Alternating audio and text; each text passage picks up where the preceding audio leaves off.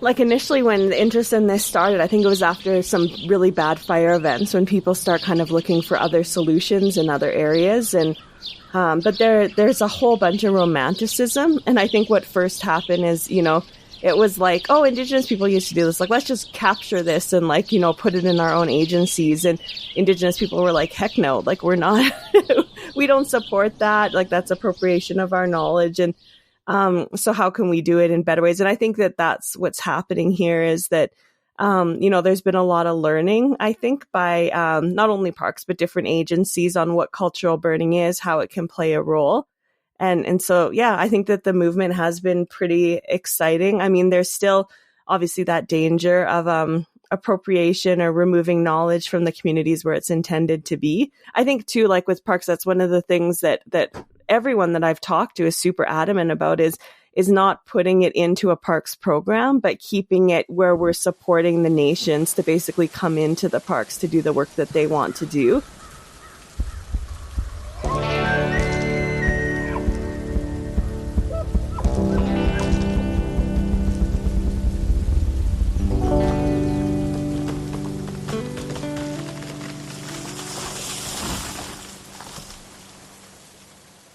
Hey folks, what's happening? Welcome to Your Forest.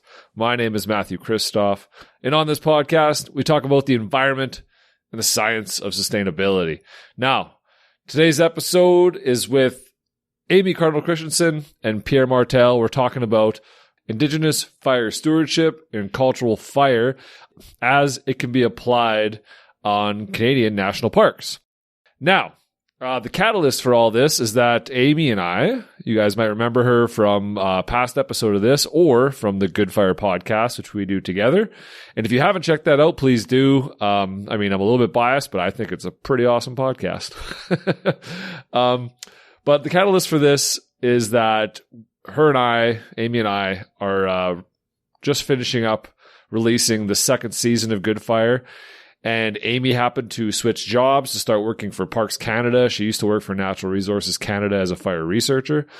So yeah, she is a Indigenous fire specialist working for Parks, trying to help Parks Canada get Indigenous fire back on the land in a real way. And we brought on Pierre Martel, who is her boss from Parks. And the reason for bringing him on is to get a deeper vibe, a deeper feeling for what is going on in parks and how did this come about? What is the progress like and that kind of thing.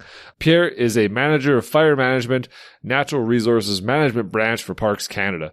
And it was a great conversation. And it was really just a pleasure to get his insight on this and like really the right guy for the job. It really seems incredible. What's going on over at Parks Canada. It just seems like they really opened the door to the history of things and to the reality of things and are really trying to remove barriers and make good choices. It's been very, very cool to learn about.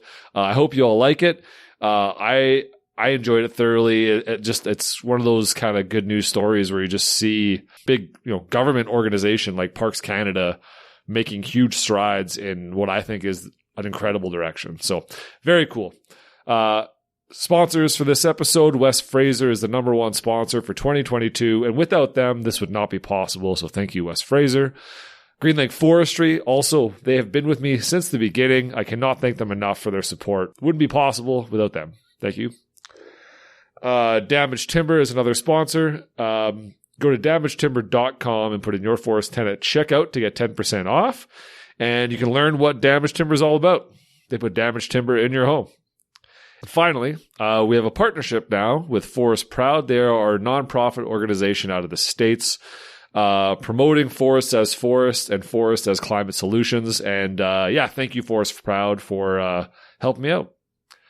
And without any further messing around, let's dive into this conversation, learning about cultural fire, Indigenous fire stewardship, learning about how that can be applied and the barriers that are being removed in Parks Canada so that we can have a better tomorrow.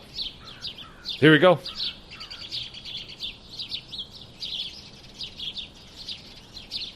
Yeah, welcome back, Amy. You're on this show again for the second time? Or were you on 3 times on my show? I don't even know now.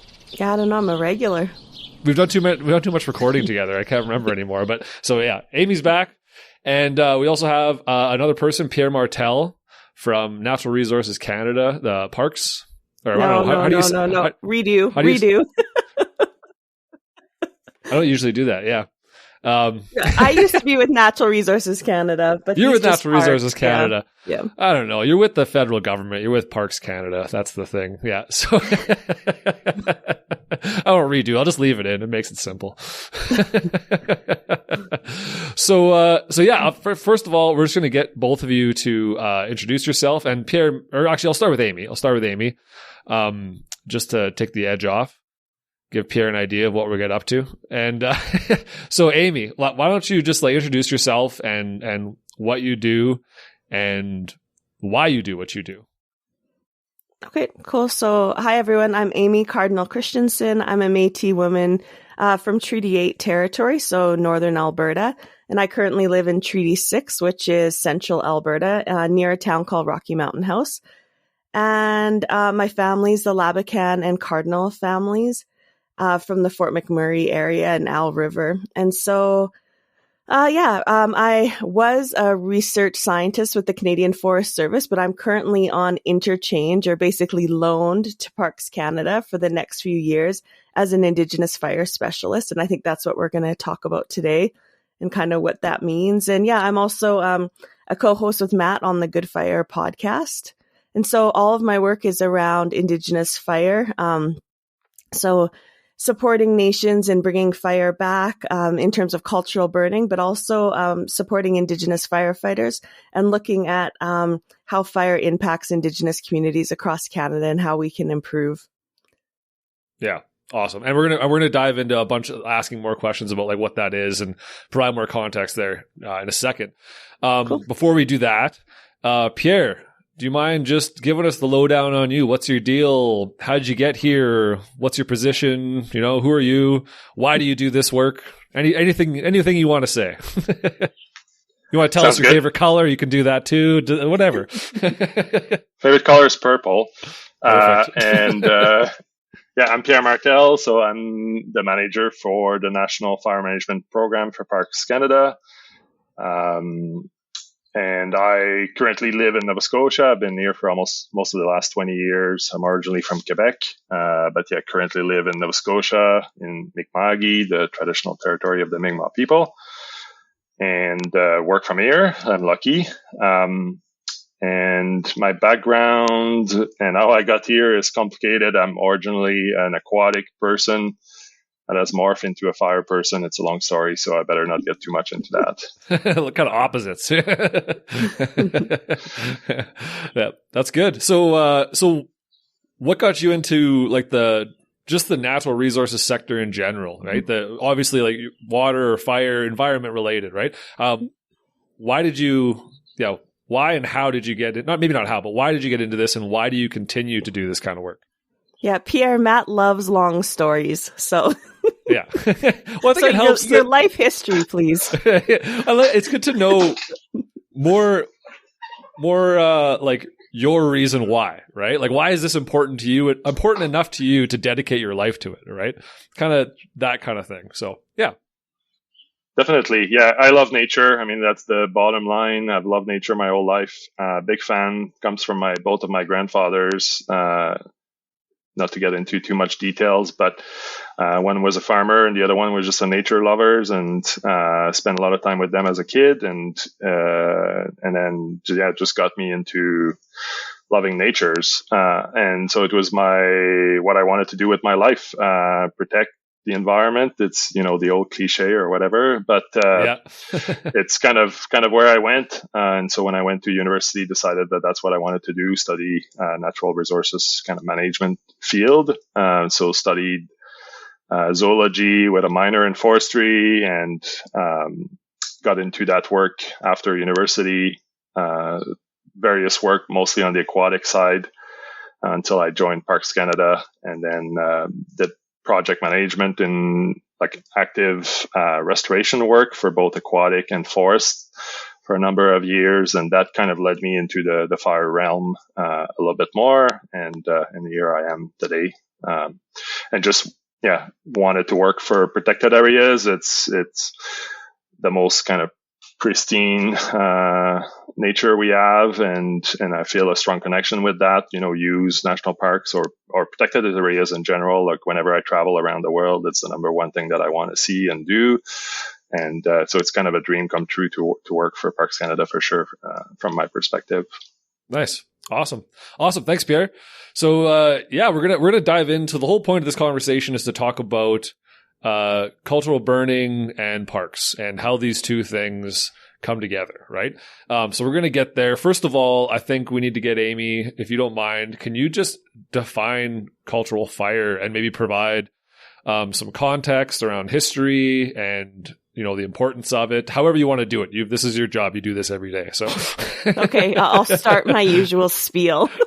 Tell me if you've heard it before. I'm sure I have, but the listeners may not have. So, oh, hey, come on. Every time I talk, it's unique. Just kidding. Okay.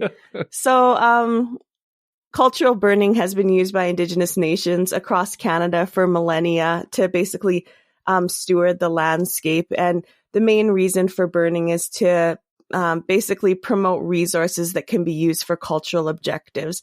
So that might be, different types of vegetation, animals that we use, medicinal plants. There's tons and tons of reasons that Indigenous people burn. And the most important thing is that it's like lots of people seem to think it's some pan-Indigenous thing where, you can just go and implement cultural burning. But because it's so reliant on the cultural values of a nation, every nation is different and burns for different reasons and with different techniques. So I've worked with nations before where it's two neighboring nations, but they'll burn for totally different reasons based on what they value. So like one might value moose. So all the burning is around like hunting. So producing, green grass, opening up pathways for animals to move through the bush. And then the neighboring reserve might be more into fish, where they use fish for a lot of their cultural activities, and their burning's all about waterways and waterway restoration. So it really depends, I guess. But so I think what we're seeing is in Canada, Indigenous nations kind of burned until settlers came, and with them from Europe, they brought in fire exclusion policies where they wanted to remove fire from the landscape. They saw it as damaging to timber. So, removing money, basically dollar signs from the landscape that they could use. And they were also concerned sometimes about watersheds and the impact on water. And so I guess as they brought with them these fire exclusion policies, it basically removed Indigenous people from the landscape. And it wasn't only those policies that came through, like, so a fire suppression act or something like that. It was also, removing Indigenous people from the landscape in general through the Indian Act. So putting people onto reserves, the residential schools. Indigenous people needed to get passes if they wanted to leave their reserve, so they couldn't freely go and burn in their territories. Many people Indigenous people in Canada were either fined or jailed for burning in their landscape. And so I think that's one thing too that the national parks, is quite honest about, is their history of removing people from the landscape there. And I guess in a spirit of reconciliation is how, we can improve that relationship moving forward. So I don't know, Matt, did anything else you want on that aspect? Well, no, I think you do. I was thinking about it while you were talking, and I was like, yeah, you blanked out. I know. And then, no, you actually, you kept answering my questions that I was going to ask next. So I was like, okay, now what? I don't know. but yeah, no, I think that was perfect, David. That was perfect. Thank you. I think maybe do you want to describe the cultural burning for you, like how its importance to you as an Indigenous person, and as somebody that does practice cultural fire. Do you want to do the personal aspect of it? I think that would be good.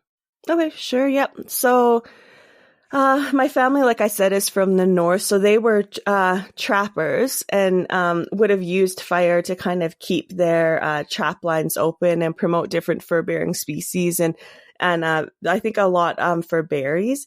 But I only know that through kind of historical accounts of my family's community. For my family, actually, I guess we're I don't have generational knowledge of fire. So my grandma didn't use fire. I think my aunts did, because they were trappers and my uncles, but my grandma didn't, and then my dad didn't as well. So for me, I grew up though in the north, so I always knew about fires, but more from a suppression standpoint, because that was what happened up there, right? Was that most people were firefighters. And there's actually really interesting studies of how Indigenous people moved from fire burners to firefighters, where it was, that using fire in a good way on the landscape to suddenly being employed to put it out all the time. Yeah. And so I guess, yeah, then I moved away for a little while, and came back to Canada and really started working a bunch with Métis elders and started learning a lot about the importance of fire on the landscape, which really kicked off my interest in it. And so that was work that I did with Peavine Métis settlement, where people frequently there talked about cleaning the landscape, using fire, and how they couldn't do it anymore. And they were very concerned. So yeah, that I guess was what kind of kicked off my interest in it, because I just didn't understand why this had stopped, I guess, in a way. Right. For sure.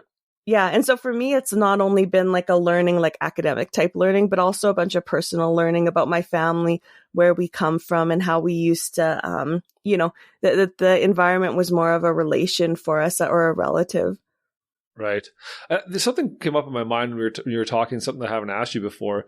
As somebody who, because like we say a lot in the Good Fire podcast, is that this is passed down culturally through the generations and is done for specific reasons for specific nations and this and that. As somebody who didn't have, I know your family did do this, but you didn't have the connection to gain that knowledge through that pathway. And obviously you learned, you went to school, you learned a lot about fire through that way, but how did you start to correlate your Western knowledge of fire with the Indigenous knowledge of fire? How did you know what I mean? How did you start burning the way you burn if you didn't have someone from your culture to teach you? Yeah, well, I didn't have direct a blood family, I guess, but I had a lot of other Métis elders and stuff. So I don't know, from the north, I don't know if you've been there, but there are a million Cardinal and Labicans. I'm from there, so yes. I have a ton of relations. So when I first started working with Métis communities, everybody kind of knows everybody and knew my family. And so once they knew that, then they were really happy to kind of sit and teach me about these type of things. And so that was one way for Métis elders. And then the other way was that Henry Lewis actually is a researcher who did some work up in the Fort McMurray area, so northeastern Alberta, looking at cultural burning back in the 1970s. And so that was where my family was. So I learned a lot too about burning from his accounts of working and recording elders and their knowledge about burning too. So I guess there's a few different ways. And I know other Indigenous people, especially in Australia, who've relearned burning through those historical accounts, so that were written, by settlers that were moving across and basically removing fire from their use, but they did record how Indigenous people had used it. Mm-hmm. Well, and I think that's something that's important to point out, because that's a lot of some of the comments we'll get with the Good Fire, even with releasing cultural fire stuff on this podcast. People will say, well, that knowledge is lost, right? That it's not there anymore. So they can't do it anymore.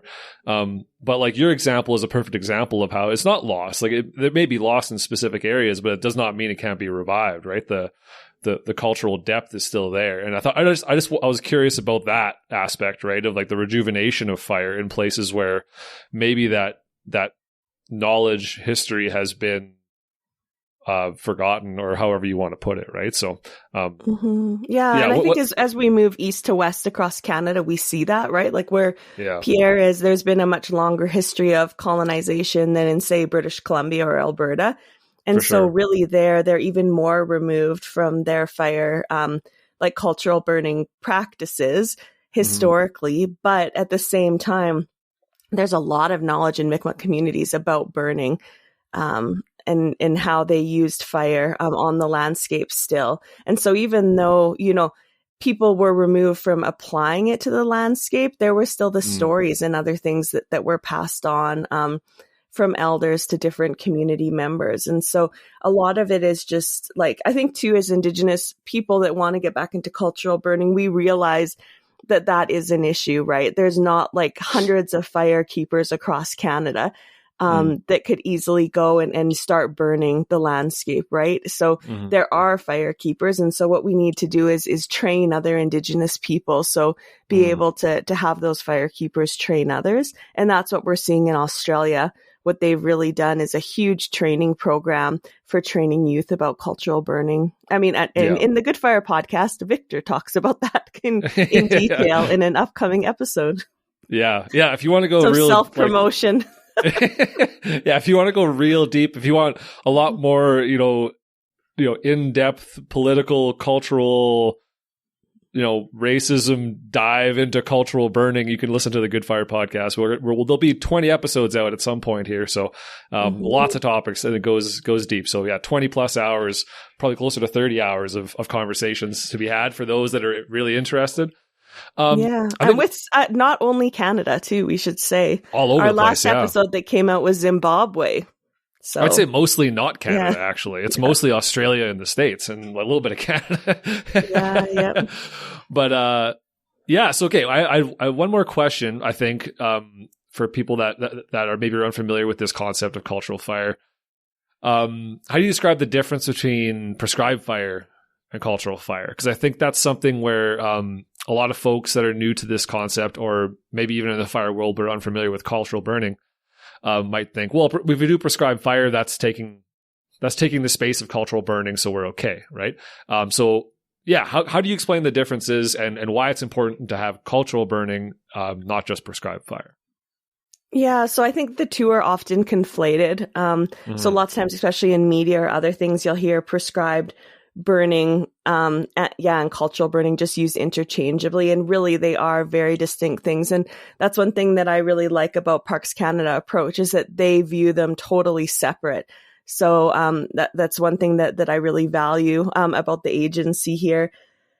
And I think it's important because prescribed burning is really more about, sometimes people will call it production burning or hazard reduction burning. Sometimes it's done for ecological objectives, but it's usually burning a lot of land in a little amount of time.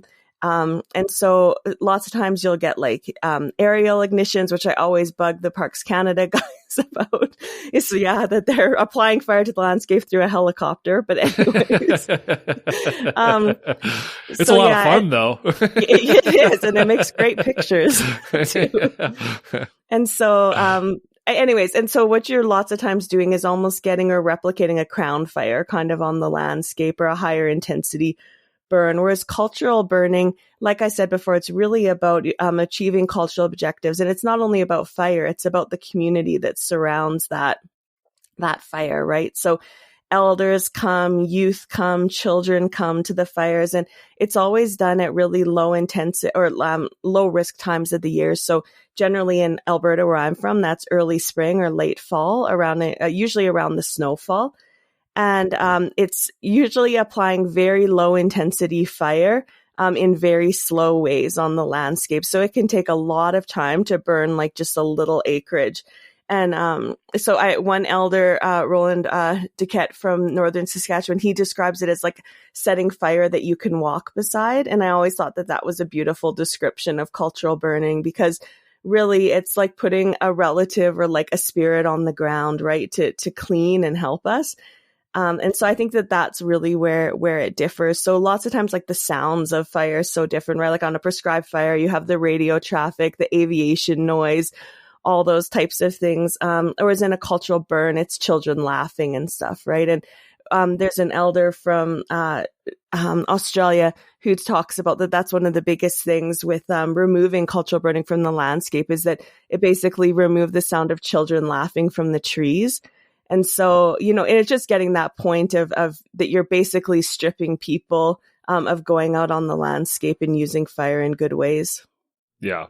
That was a point that I was going to make if you didn't, is that concept. I think that was something when I was learning about it that really kind of hit home the point of it, was like, okay, prescribed fire is a very prescription, intentional thing to do this very specific thing. And it's almost medical. right? Like it's not about the culture or the society or anything like that. It's just like, oh, we have a problem, let's fix the problem. Which is good. It's needed. We need prescribed fire. However, the difference between cultural burning, like you said, all of a sudden you've got families that are all there together and children laughing and kids playing, and just becomes a cultural event instead of this very prescriptive medical almost thing, right? So that was something that helped me understand, I think, the putting the culture back into fire, right? So I think too, just to add, I think that prescribed fire is changing a bit. So like I work now closely with like folks like the Banff Field Unit and others for Parks Canada. And I would say that their application of fire is actually in many ways almost similar to cultural burning. Like, it's kind of lost where, you just go and flame up the whole side of a mountain and then hope that some sheep come, right? So I would say that things are changing slightly, and I would say that many prescribed burners are now learning from cultural burners. But one thing is that Indigenous people have the inherent right to manage the landscape for their culture. And so that's really where cultural burning comes in. And that's right from the UN Declaration on the Rights of Indigenous Peoples. It doesn't say fire, but it says any cultural practice, and we consider fire a cultural practice. Yeah. Yeah, absolutely. And I think another thing that I learned was that this is an opportunity not just to improve environmental integrity or change the health of the landscape, but also this is an opportunity for reconciliation, right? This is an opportunity to allow Indigenous people the opportunity to have their culture be vibrant again and reestablished and just in a good way, right? So I think that was another thing that I think helped me understand the concept. So awesome. It's not just fire. That's definitely it. It's about a lot more than fire. So if we look at cultural burning just from a fire perspective, you're missing the whole picture about like mental health and other things. Absolutely. Pierre? Yeah, if I can jump in for a second, I think like for me, like Amy mentioned, like that we're really making a point of differentiating the two. And I think to me, that's really important. Like we do prescribe fires for a different objectives, whether it is for ecological restoration or risk reduction or whatever. And we use different techniques, and lots of time there is overlap, and it could be very similar to cultural burning, like Amy mentioned.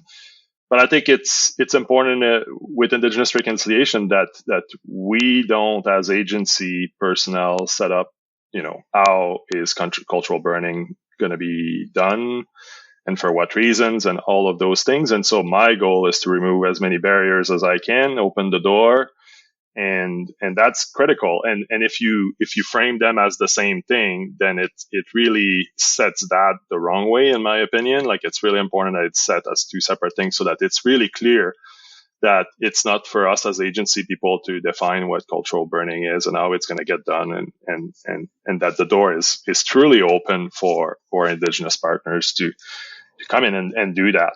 And so it's really important to separate them as two different things.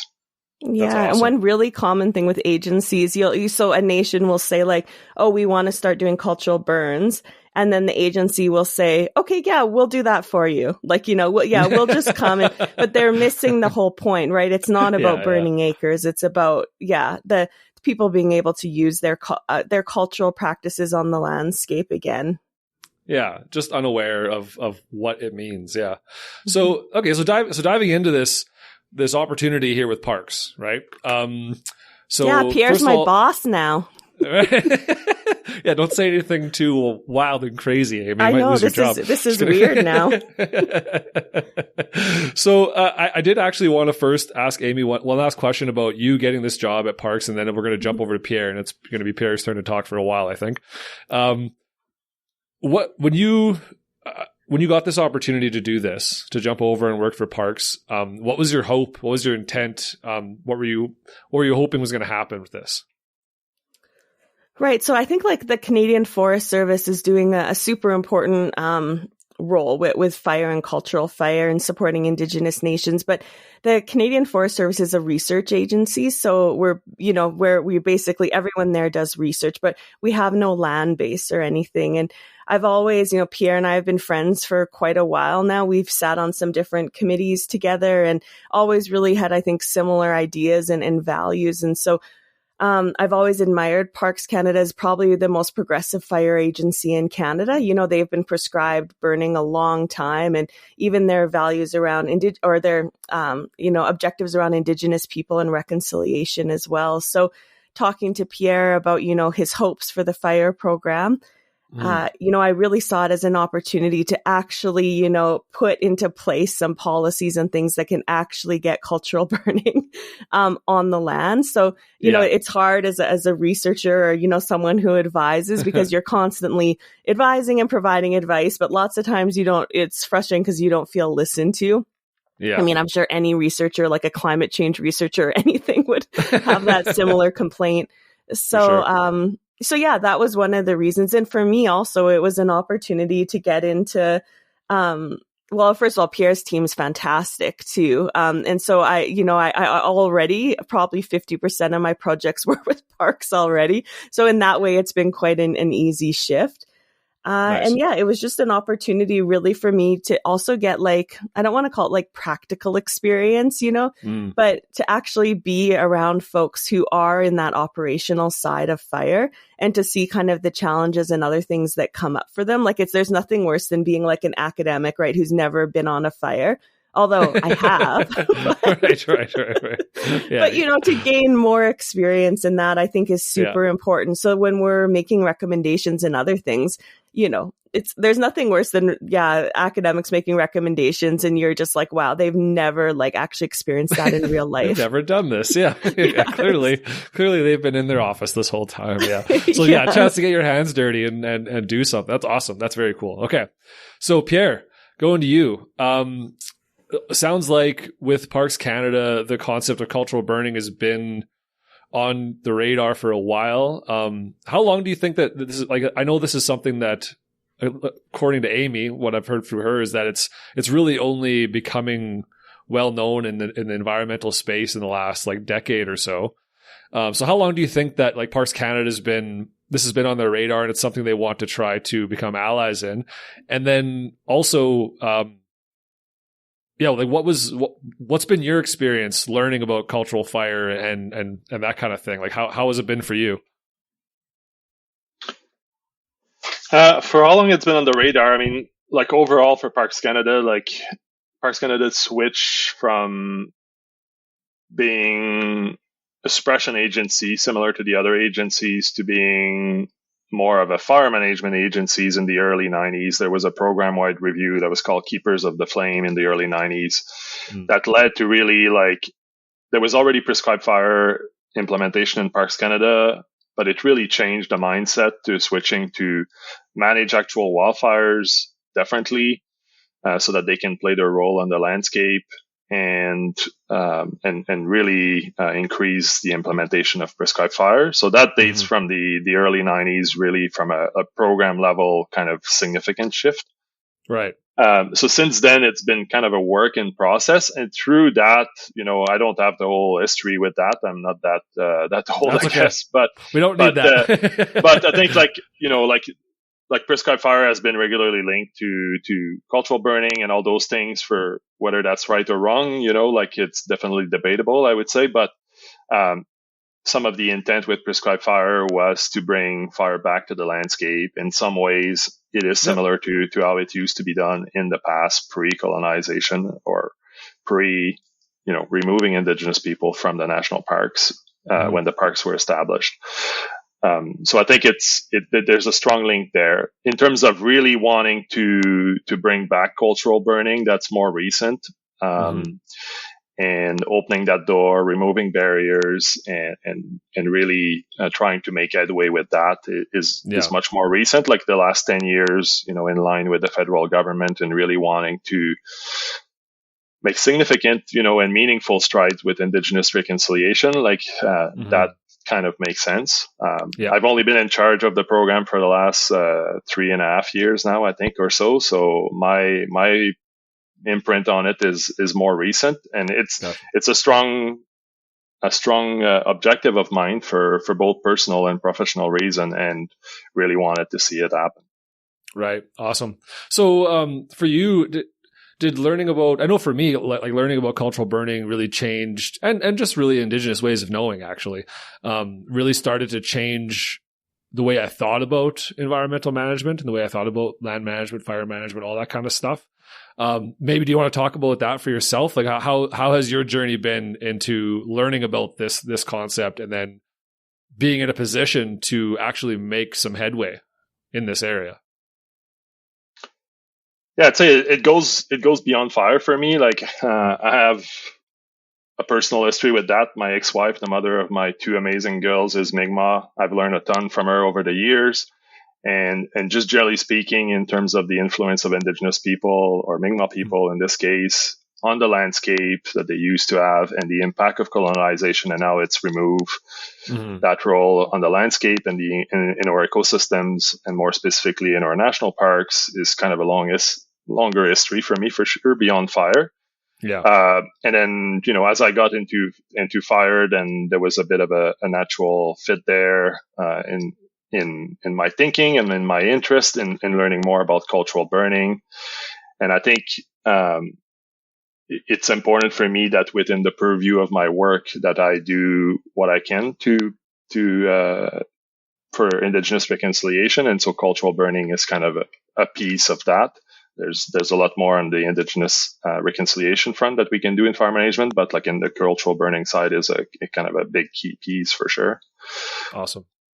Cool. And I think it's important, like from a landscape management, to the other side of it, like not the Indigenous reconciliation side of it, but the other part of it is my responsibility to go back to the mandate of Parks Canada to maintain ecological integrity for future generations. Yeah. And so in the past, there was that strong role of Indigenous people in many of our national parks in influencing the landscape, playing a role in the ecosystem through cultural burning. And that was removed in establishment of national parks and the exclusion policy. And we still have a long ways to go on that. And so it's important that we do that to go straight back to the mandate of Parks Canada, in my opinion. And so not just the Indigenous reconciliation side, but just delivering on the Parks Canada mandate. Yeah, absolutely. I think too, Matt, just to add one thing there, I think Parks Canada is just so honest about that history too, and the removal of Indigenous people and what that's meant for the national parks. And so when I started with parks, I had to get my communications approval and media lines and all that. And I was like, oh, what if somebody asked me about the removal of Indigenous people from parks? And they were like, yeah, no problem. We're open and honest about that. And I was actually pretty surprised. I thought that they'd have the typical federal government, just about reconciliation and moving forward. But they're very honest about, but they know it's like the Parks Canada as an agency is super honest and open about, the harm that's caused to Indigenous peoples. And then how, recognizing that truth, how we can start to move forward in better ways. Yeah, that's very cool. And that was a question that I had actually for Pierre was, being somebody that you're representative of this organization that in the past has been responsible for these acts of removal and stripping of culture and kicking people off the land that traditionally was theirs. I imagine that's not lost on you, right? And that's something that you probably think about. And I can't imagine it must be very difficult to prepare yourself for these discussions and for this space where you're probably going in trying to be a good ally, but you're also completely aware that you're well, I am representing this group that is a result of this, or we're doing this because of the group that I represent, right? How challenging is it for you to, prepare for this kind of stuff? Do you find it difficult?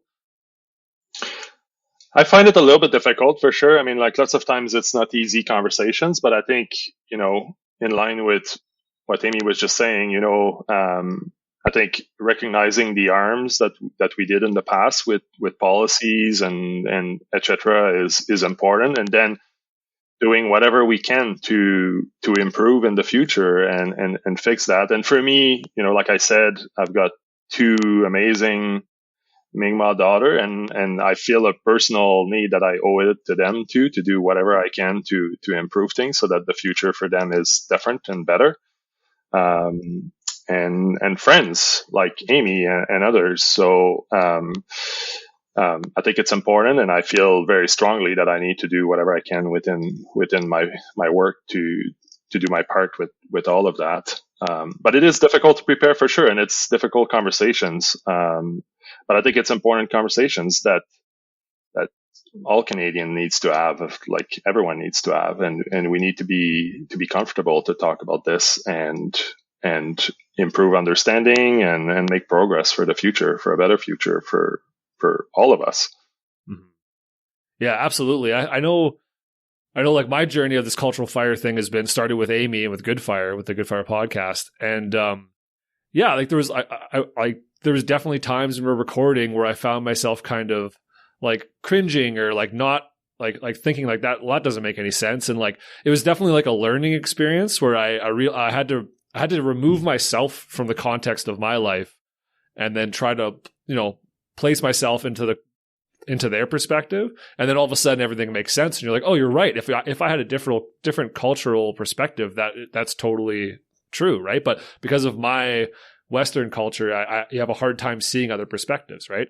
And so I found it was a huge learning experience for myself to try to just get out of that. I'm trying to think of a way to describe it, but it's almost this pattern of thinking that is very, very Western and kind of dismissive of any other type of pattern of thinking or way of knowing. Mm-hmm. And I found that was probably the biggest thing that I've come out of this whole experience with is like recognizing that there are different cultures, right? Like it's just it's your worldview, right? And that's like what we're trained to do is kind of, it's that whole confirmation bias thing, right? Where you only hear what you already believe in. And then like anything that's different, like that provides you any sort of cognitive dissonance or anything, you ignore, right? So you just keep cementing your worldview more and more. Yeah. And just kind of just missing those other things that you don't want to think about. And then someone brings it up and you're like, well, that doesn't make sense because of this. But then you learn more and you go, oh, no, that totally makes sense. Yeah. I was ignorant before. Yeah. Yeah. It's hard in the fire community too, because many of the things in the policies, that as Indigenous people we're frustrated about or complain about were put in place by some people that are still involved and active in the fire community. So, sometimes people also see it as personal attack, right? That they're like, whereas really what they were doing probably at the time was making the best decisions with the best information that they had or that, they thought. It wasn't like a personal thing, of, oh, we're going to get rid of like, cultural fire and put in our own way, although maybe a little bit in some cases. But I think for some people, it was just that they didn't even know an Indigenous person, right? And or know anything about cultural burning. Yeah. I think a lot of it's that for sure. Just ignorant, right? Just not aware for sure. That checks out. And I think like to pick up on one thing you just said there too, the different ways of knowing it and that whole side of it, we're talking mostly cultural burning here, but there's all kinds of other aspects that we need to make progress on. And I think like, in national parks, we've got policies and fire management plans and all that stuff that is pretty much exclusively based on Western knowledge and science. And I think that's another key part of it is that how do we do a better job weaving, the different ways of knowing and the Indigenous knowledge piece and having that better reflected in our policies and in our fire management plans and all of that side of it. So that's another side of this whole conversation. We're talking mostly cultural burning, but there's a whole other aspect of just how, generally speaking, do we better take into consideration, the other ways of knowing, the traditional knowledge, Indigenous knowledge, and having that impacting our policies and our plans and all of those. Yeah. Mm-hmm. I imagine that's difficult though, right? Like from when you're literally in a Western structure like parks, right? And you have Western policies and Western regulations and Western blah, blah, blah. To try and remove the organization from that cultural blindness, right? And try to add in another culture, or not even add in, but you know what I mean? Like trying to take if we, our own minds have that problem, right? Of not being able to see outside of our culture, an organization probably has the same problem, right? So I can't imagine the difficulty there in trying to rejig an organization so that it is inclusive to those other perspectives and cultural ideas, right? I imagine that's probably like your biggest problem, is that there's this infrastructure created to do things a certain way, and now you have to rethink it. Definitely. I mean, and there's all kinds of challenges related to that, like official processes like Big C consultation, which, and cultural appropriation. You have to be careful. And so there's all kinds of other factors beyond even like our own being personal limitation in understanding and being open and all those challenges. So there's a whole range of challenges with that, but I think we can't just, because of being overwhelmed with those challenges, not face them. I think it's definitely, we have a long road ahead. Like I always say that, like there's a long road ahead, like to get to a much better place. I think with all of that, just in fire management, like within what is purview of my work, but there's a long ways to go. But I think we have to take steps. We have to make steps and start addressing some of these and getting into a better place and having better conversations and with our Indigenous partners. And I think hopefully, we'll figure out how to get through the bumps. Yeah.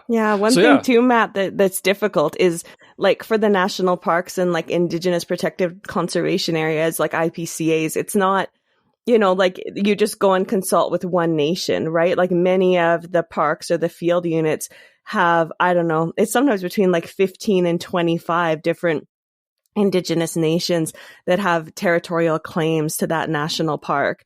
So, and might want different things done on the landscape in different ways. So yeah, it's not like sometimes, working on a reserve, then you're just dealing with that one nation and what that one nation wants to do. But the park situation is actually quite complex. Some parks are easier than others. But yeah, I know, like just talking to people in Jasper or Banff, like they really want to do the right thing in terms of Indigenous reconciliation, but it's really difficult when there's just so many players at the table, not only Indigenous nations, but then also like parks processes and how you consult and reach out to nations. It can be difficult. Yeah. Oh, I can't even imagine, right? And the arm of the past, like we talked about that earlier, like the old policy and the removal of Indigenous people from traditional lands. There's a long ways to go in mending those relationships, and some parks are further along than others.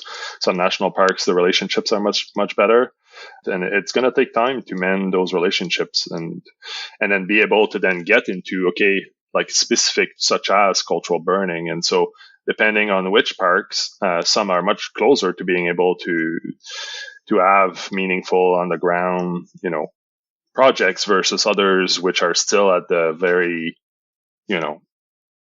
much earlier stage of mending those relationships. Absolutely. Yeah. And that brings us to like a good place to start talking about, and I'm just because we're here with Amy, and I have the thought in my mind that Amy coming into parks is like the TSN turning point where you just got all of a sudden that's dramatic. things are changing. I know, right? But that's because I don't know. That's my perspective. But I wanted to ask you, Pierre. So clearly you have this intention, right, of trying to help out in some way. How? I don't know what the logistics were around Amy coming on, but how has Amy coming on with parks helped to, move things along in the way that you would like? Or first of all, I guess I should ask, what was your hopes? What were your hopes about with bringing Amy on, and what was the intention there? You'll have to cut that part out, I guess, the hum. Yeah, no kidding. Oh, really, Pierre? That was your hope. Very I was hoping high she's hope. going to bring cookies, yeah. Very, very high hope. The bar is quite high for Amy. More seriously, so, parks have various levels of existing relationship with Indigenous partners. And in some cases, there is a lot of interest, and the Indigenous partners are coming to Parks Canada at the park level and saying, hey, we would like to collaborate on fire management. And the fire folks in those parks, need help to figure out, how do we do that? How do we remove the barriers? How do we navigate our own policies to do that? What kind of agreements do we need? Like all of those kind of pieces. And so my team is responsible for managing the program from a national perspective, putting the policies in place and that side of it. And so it was pretty much a natural thing at this point that we needed to have a dedicated person that would come in at a national level and help us remove those barriers and work through the policy challenges and provide better support to the folks that are in the parks themselves, working on the ground with Indigenous partners. And so there was already a lot of projects going on the fire management front with Indigenous partners at the local level. Like there's quite a bit already. Right. But I wanted to make sure that my team was better positioned to support those parks in doing that. And like Amy mentioned earlier, we've been friends for quite a number of years, and big fan of her work. And I really felt like she was a natural fit to come and help us with that. I've joked with her over the years that at some point she needed to jump the fence and put all that great research knowledge that she's accumulated and come help us and and be a parky for life. Get a parky for life, yeah. That's awesome. So Amy, you've been there for how long now? Like 3 months. 3 months, right? Yeah. So really just you're into your first kind of fire season with parks, and you're really kind of I'm sure you're just kind of finding your feet there. I'm sure there's a whole onboarding process. But yeah, how have things been going? And I know you're very supportive of parks, and you believe that they're on the right path. So how has things been going? I'm curious about like how long is it going to be until we can actually get a real cultural burning initiative on the ground that's consistent and training firekeepers and this kind of thing. And so I'm just curious how it's going. Yeah, so I think just first to give credit to Parks Canada too. So, with researchers, lots of times we criticize or provide advice to agencies, right? And I think Parks was the first one that reached out to me and said like, okay, like, yeah, you've made all these comments, so come help us do it better. And so exactly. I think that was put your money where your mouth is. Yeah. Yeah, exactly. And the pressure, hey, it's like, damn, now we actually have to do something. Yeah. So, I mean, but for me, that's part of the exciting challenge of it. Right. And so, like Pierre said, a lot of my job right now has just been meeting people and talking about, getting to know their programs, what they want to do. And a big thing too for me is their personalities, right? A lot of it comes down to that when you're working with Indigenous people, right? Because you can immediately tell if somebody's in it for the right reasons and wants to work with Indigenous nations, or if it's more about, kind of a romanticism or fascination. And, then obviously we need to do a bit more work on that. And so for me, that's been one really neat part, is just meeting all the different folks from the different parks and what they want to do. And in terms of like actually having a cultural burn program, like I think we could do it next spring. Like we're working on it right now. Even awesome. This fall, if the funding comes through right away. But of course, we're in like the government bureaucracy where we're held up on a few different things. But there is already, like Pierre was saying, really good relationships established between some parks and some nations that, just kind of needed someone to come along and encourage them a little bit. Like I find that lots of my advice I'm providing, although Pierre, close your ears, is just, yeah, you're doing the right thing. Like, let's keep going. And maybe here's some potential sources of funding, and here's some other people that we can reach out to. So that's, I think, been really good. And I think that it means that, we're going to, so like that's in terms of the field units. In terms of the more national policy picture that Pierre's talking about, I mean, that'll take a bit more time. I'm still just familiarizing myself with all the different policies and regulations before we can actually write a piece on cultural burning. And then obviously too, it has to get approved by the high up fancy people as well that agree with what we're saying. So, right. But in that way, it's been good. And we have, this fall, we have a series of upcoming workshops. I was thinking, oh goodness, hopefully we haven't overcommitted. But with the Big Wildland Fire Canada conference coming up, we're doing an associated field trip there with Elk Island National Park on, it's called Bisons, Blueberries, and Burning, Cultural Fire in Treaty 6 territory, where we're bringing in international fire keepers to come and work with Indigenous people from that area on bringing fire back. And then Banff National Park is hosting 2 different cultural burning workshops, one with Treaty 7 nations and then another at the Rocky Mountain House Historic Site with Métis youth. So, I mean, there's real progress happening in many areas. The Métis Nation is also doing so the Métis National Council, which is the national kind of organization for Métis people, is rewriting their fire policy and doing a big cultural burning workshop this fall as well that we're supporting. So lots of moving parts in this area. It's mostly trying to keep things coordinated. That's a bit of the work. Right. Yeah. No, that totally makes sense. Well, I imagine, like you said something about just basically you're there for encouragement right now, kind of like yeah, this is the right thing to do. Keep going. I imagine like if I feel for myself, if I, like Pierre, if I was in your position, and you're like creating policies and writing not legislation, but you know what I mean? You're writing stuff down and rule sets about how we can get culture. You're probably just like, well, I'm just some fucking white guy. I shouldn't be doing this. And you're like, I need somebody to come in and tell me that this is the right thing to do. Right.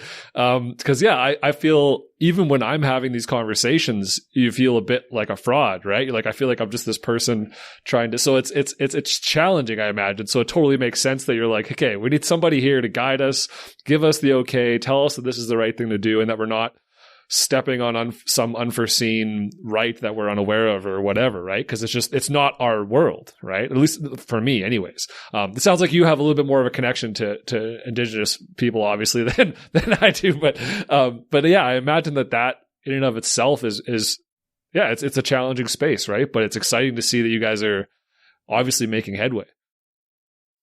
Yeah, definitely. I think like that's a big part of it for sure. Wanting to have someone that understands it better and that has that more natural connection to it to help us sort this out. And I think even beyond Amy, like I would argue that we need vetting even beyond Amy. No offense, Amy, but I mean we've talked about that. Like we need. Yeah. We need some elders, whatever we're going to come up with, we need what Amy's going to come up with. We need some elders, some fire keepers to help us and guide us with this. And like I said earlier, my goal is to open the door. I really don't feel like it's for us to say how it should get done and really want it to come from our Indigenous partners to say, here's how we want to do cultural burning and here's what it should look like. I don't want it to be coming from us. And so that's really important. And Amy's role is to help facilitate that, more than anything else. So. Yeah, that was I was just going to say that was one of the things when I started. I said to Pierre, like I was super uncomfortable with like the specialist label. Remember we had that discussion and especially for me, like as well, like I said, I know a lot like book wise about cultural burning. But like in terms of actually being a fire practitioner myself, in terms of cultural fire, like I'm very still in the beginning stages of learning from different elders and fire keepers. So I'd said to Pierre too, if I come, that's one of my non-negotiables is that we have to have like some sort of elders group that we form to advise us and like what we're doing in the parks on this. And yeah, he was great about that. He said, yeah, of course we need that. No problem. So that's one thing we're hoping to get going this fall. And so that would be then, anything that we're kind of doing or deciding as a national agency is then, we can go to elders and say, is this right? Is this being done in a good way? What advice do you have for us moving forward? So I'm really excited to get that group up and going. That's incredible. That's pretty amazing, right? To have that Indigenous, that cultural oversight of Indigenous policy and Indigenous, application of that stuff on national land, right? Like I think that's something that a lot of places probably would like to do, right? Like, how do we do this? And you're like, well, you have Indigenous people be responsible for it and have them, run it, have them make the decisions. And yeah, that's huge. That's very and cool. One thing though that I think is agencies struggle with is it is slow. And I mean, I'm not going to have a policy document for Pierre next month, right? But I think that, you just have to recognize that the things that are usually done in a good way take time. And that's okay. And I think that the agencies too need to respect that if you're involving Indigenous people, like I said, it's not a checkbox thing or something that can be done in like 2 or 4 months. It's a much longer process. And I just wanted to mention one other thing is that, I'm not the only Indigenous fire person at Parks. There are a lot of amazing Indigenous fire folks, both like at the national level, but also with the different field units that are working in various areas. And so they'll also be coming on. I've talked to a few of them about coming on board to this, elders group that we're having. Because I mean, it's not like elders obviously provide fantastic advice, but youth also have great ideas about moving forward in new progressive ways. And so I'm really excited about that and kind of even just joining all those folks up to learn from one another. And I think even like, we talk about policy, but I think like what that is to be determined to some extent. In my opinion, like, do we even need policy? We're talking about removing barriers. And so, what is the actual requirement there from a national fire management perspective in Parks Canada, like is still TBD. And we'll have to see what, when we look at the two sides, from a Parks Canada perspective and what our Indigenous partners are saying, like what is actually required. Like, I feel like we don't necessarily know that. And I think like falling in the broad, pan-Indigenous trap is another one. Working from a national level at Parks Canada, like Amy talked about that earlier, like from one national park to another, like the Indigenous partners are going to have different perspective on this. Even within one national park, a few different Indigenous partners can have different perspective on this. So I think what is going to be needed from a national perspective is still to be determined. And the goal is to remove barriers, not to add more. And so we have to be very careful when we're talking policy around in this realm, for sure. Yeah, and there's a lot of barriers. Like before I started, Pierre's team did kind of an assessment of different barriers just from their experience with, and there's a lot in the way. And some are much bigger than parks, right? Like the Species at Risk Act and the migratory birds. And, there's other various things that come into play that impact our ability to, use and manage fire. Yeah. So it's not just going to be, like Parks is super supportive, but there's still things that we're going to need to figure out. Yeah. Well, I think it's something that you're always saying too, Amy, in regards to cultural fire is it's a very local thing, right? So to have a national program on it is challenging because, like you said, it's totally locally managed and local ideas and local values and all that kind of thing. So I suppose if Parks has really good relationships with a lot of First Nations, a lot of Indigenous communities, there's a lot of props that has to be given to those local folks that have built that relationship and made sure that it was one that was productive and one that was good and healthy and could provide the groundwork to do this kind of stuff, right? Because this kind of thing would never be possible without that local involvement. It seems huge. I'm glad to hear that that's the case. Yeah, 100%. There's some folks that are just doing amazing work out there. And I think like one of the first Guardian programs, so fire Guardian programs that we're trying to get off the ground is basically a relationship that Waterton National Parks has been working on for ages to establish. And just, really slow, trying to do things in a good way and build up trust. And so, yeah, I think like I'm piggybacking onto a lot of that. Those already kind of established relationships. Which, is great. I think for the parks, we can really, start to move things in a progressive way. And like I said, with some of those, like I'm just saying, yes, this is the way we should go, keep going. And here's an example. And I think another thing too, is it's such a small community, as you know, Matt, in the good fire world. And so bringing on some of those folks like Don Hankins and Ollie Costello are hopefully going to be coming this fall to the Wildland Fire Canada conference, and getting advice from them on, what's working in their areas, what's not working. I don't like reinventing the wheel. So, when they've already are doing good work, let's just learn from their examples.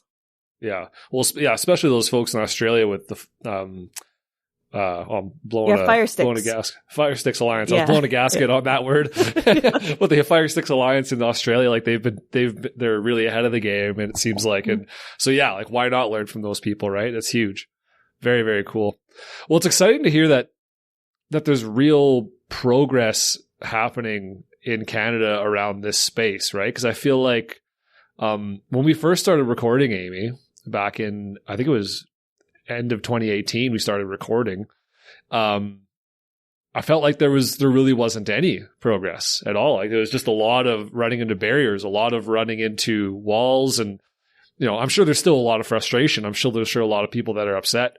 But it's really nice to hear that it seems like everybody involved is kind of on the page and is moving in the right direction, and people are starting to understand and kind of get it a little bit more. It's pretty cool. Mm-hmm. Yeah, I think that initially when the interest in this started, I think it was after some really bad fire events when people start kind of looking for other solutions in other areas. And but there's a whole bunch of romanticism. And I think what first happened is, it was like, oh, Indigenous people used to do this. Let's just capture this and put it in our own agencies. And Indigenous people were like, heck no, we're not, we don't support that. That's appropriation of our knowledge. And so how can we do it in better ways? And I think that that's what's happening here is that, there's been a lot of learning, I think, by not only parks, but different agencies on what cultural burning is, how it can play a role. And so, I think that the movement has been pretty exciting. I mean, there's still obviously that danger of appropriation or removing knowledge from the communities where it's intended to be.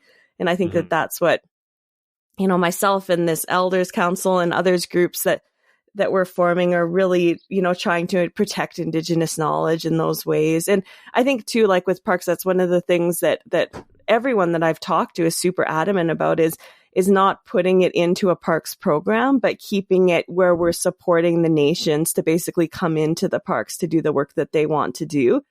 Make for the me, space for them. Yeah. So that's a really important distinction, I think. And just to give an example, with Banff National Park, what they're trying to do there is just basically form relationships so that then, the nations can come into their traditional areas and kind of burn and do the type of burning that they want with support from parks, not with parks saying, okay, you guys come in, burn here. This is when you burn and how you burn. I think that, all the field units that I'm working with realize that that's not the way forward, right? It's supporting the nations and coming on, and that even transfers to money, right? So instead of the money actually going to nations through contribution agreements and other things, instead of just being housed in with a parks group. It's just that tangled web of colonization once again. Hey, it's just trying to untie this knot. You're like, okay, how do we do this? Every time we turn around, it's that. Yeah, but it's fascinating to hear that. I feel like, I don't know, Amy, for you, do you feel like there's a lot of positive movement? I think clearly there is, but even compared to 5 years ago, it seems like there's a lot of progress in this area of cultural burning from a Western standpoint, and getting becoming better allies and that kind of thing. Do you feel like that's true? Do you feel like there's still a long ways to go? And where do you think we're sitting?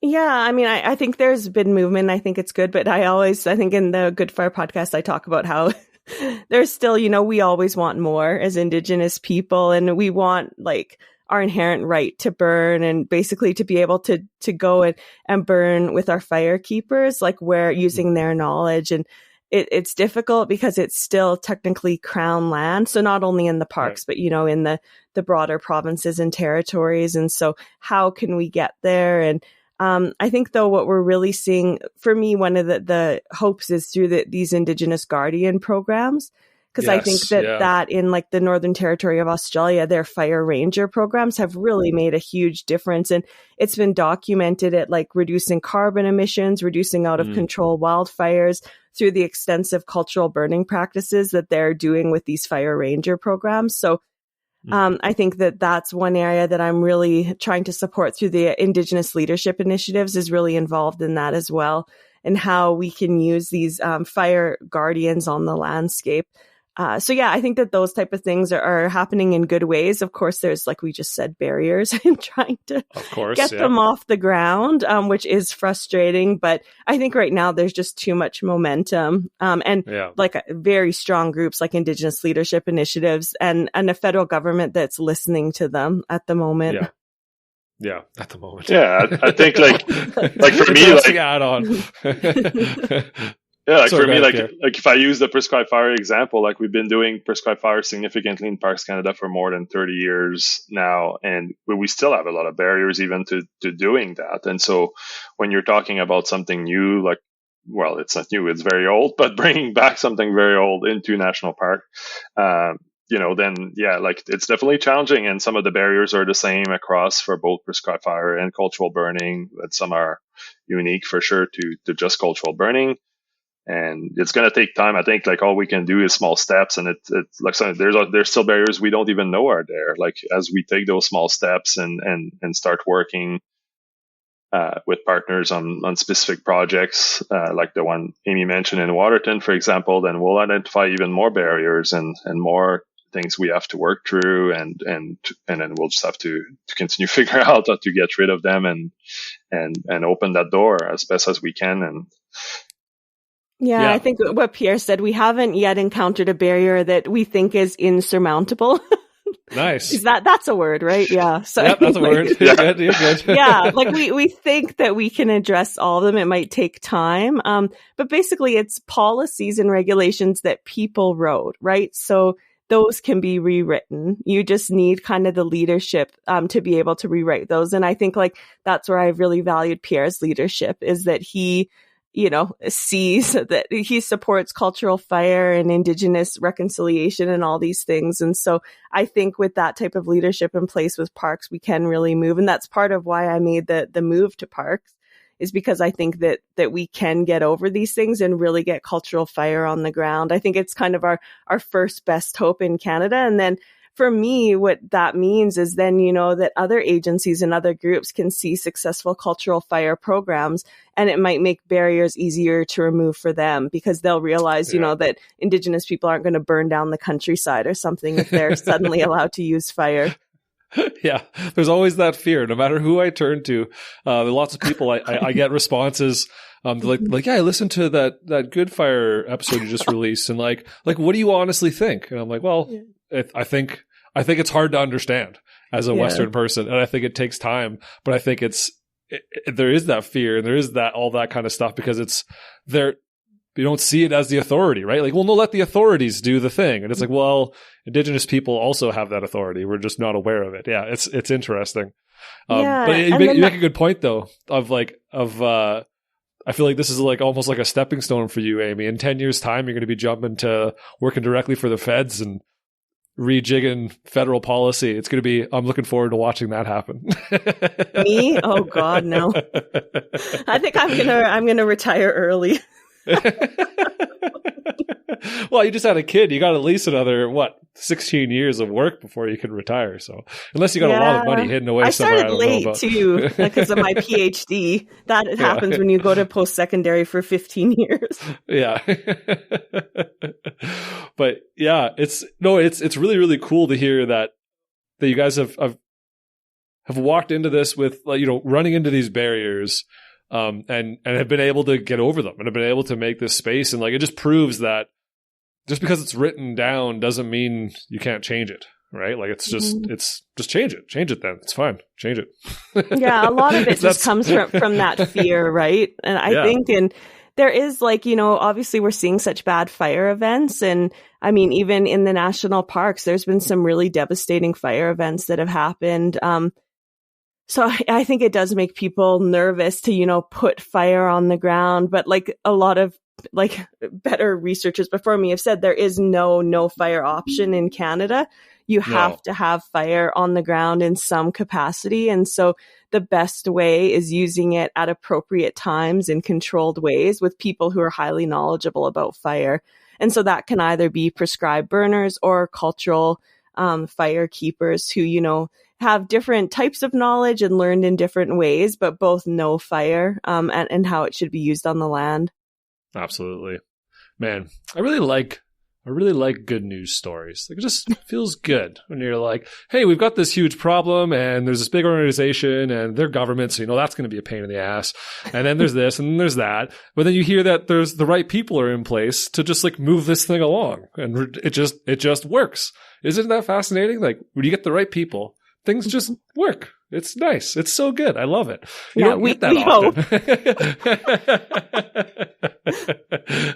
But it's nice though. Like, I feel like so much of this conversation we have around cultural burning on the Good Fire podcast is a lot about it's a lot about the struggle, and a lot about, the racism, and a lot about the just the trauma and that kind of thing. And it's all this very hard to hear, like, God, how are we going to get out of this pit? Right. And then, but every once in a while we hear like a story of like, hey, there's this real movement. There's this real thing happening that might actually serve a really strong purpose and do a lot of good. And it's just nice to get that breath of fresh air every once in a while. Right. Yeah, it's good. I've enjoyed this conversation thoroughly.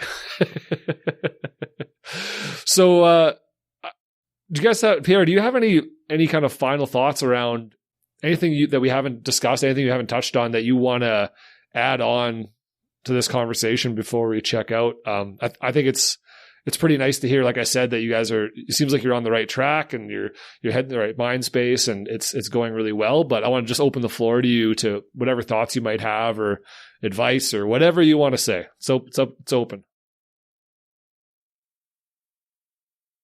Oh, Pierre, sorry for you. I'm thinking. Oh, sure, no problem. Take your time. Just gave me a blank stare. I don't think so. Like, I'm very excited about this. I can't wait to see where we're at, next year, in 2 years, and 5 years. Like, I'm just very excited about this. I think it's great. I think it has all kinds of benefits. Like, another big priority of mine is improving equity, diversity, and inclusion within fire management for Parks Canada and beyond.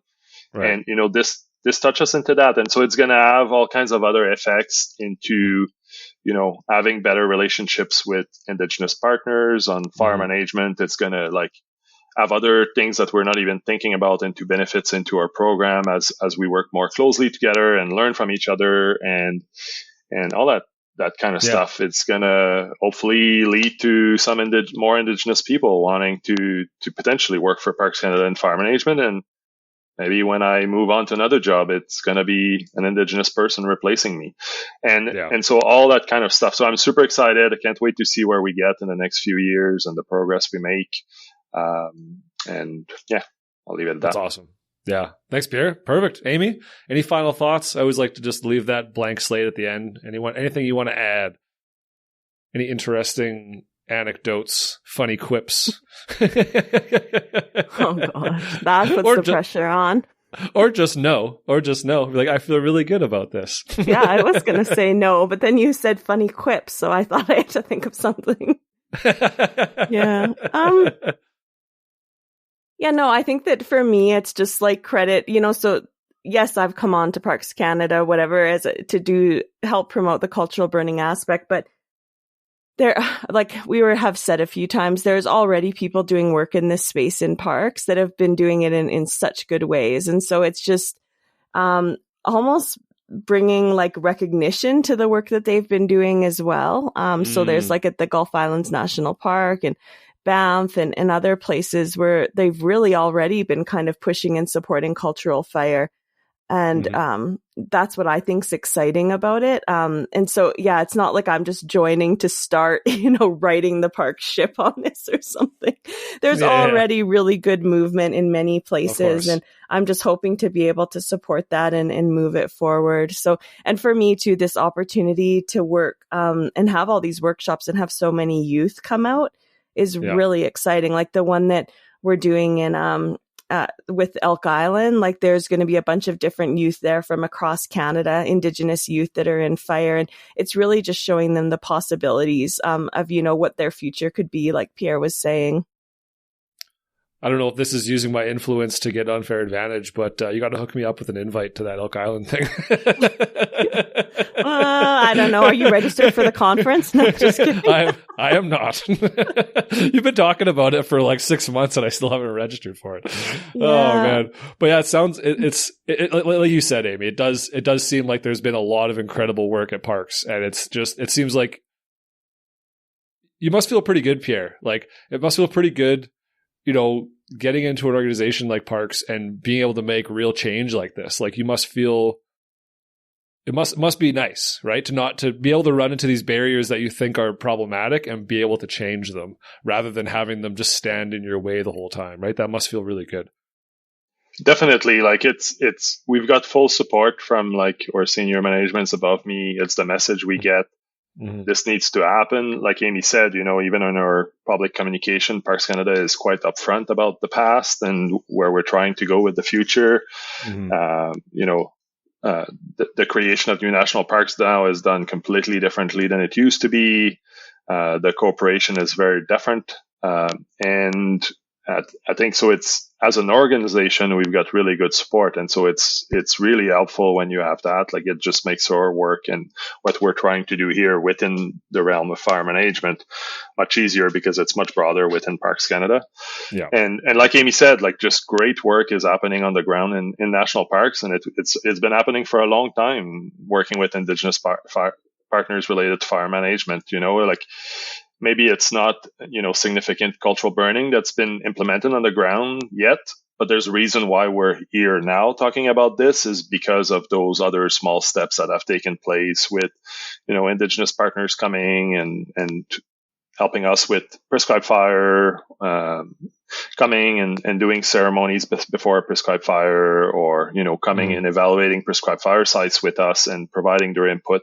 And those small steps have led to here in some ways. And so there's been incredible work done on the ground by our fire folks. And yeah, I'm very excited, like I said, to where we're going and can see the rest of the story here. Yeah. Progress. The most important, like the people we've talked to, Matt, too, like on the Good Fire podcast. So like, remember Trent and Tim from the first season and some of the other ones, like, or Don Hankins or Ollie. Lots of those really successful pushes have come from like fancy white guys supporting the program, right? And that's like what I think is so important is that people, and that's what I talk about, being a good ally in this space. It's not, going out as like a non-Indigenous person and learning every single thing about cultural burning and the techniques and the practice. It's using your power to make space for Indigenous people. And so I think that that's what Pierre and other leaders have really done well is, to use their influence to make space and to support this type of work. And if you have somebody, that's quite high up in an organization and just suddenly says, this is the way we're going, it's funny how quickly people will get in line with that. Type of leadership, so where there were barriers that existed, suddenly you can move those out of the way. Yeah, no, it's just really, I don't know, it's just really exciting. and really enlightening. It just makes you feel good to know that, yeah, like all it takes is the right people in the right place and things start to move. So yeah, I mean, we'll have to have an update in 2 years. Maybe we'll be beaten down by then, lose our optimism, but I doubt it. That's awesome. Well, thank you to both of you for taking the time to do this. This was an awesome conversation. Yeah, I'm looking forward to sharing it with people. Thanks so much for listening. I hope you enjoyed that. I hope you learned something. I hope you feel good about that. Shoot me an email, yourforestpodcast@gmail.com, and I'll get back to you. Please check out the Good Fire podcast. It's incredible. Amy, in particular, is so awesome on that, and I love all those people we get to speak to and learn from. I've really learned a lot being a part of that show, and I know you will as well. Yeah. That was awesome. Thanks for listening again. Please rate and review this on Spotify or Apple or wherever you're listening to this from. And let me know what you think. Looking forward to it. Catch you all next time. Take it easy.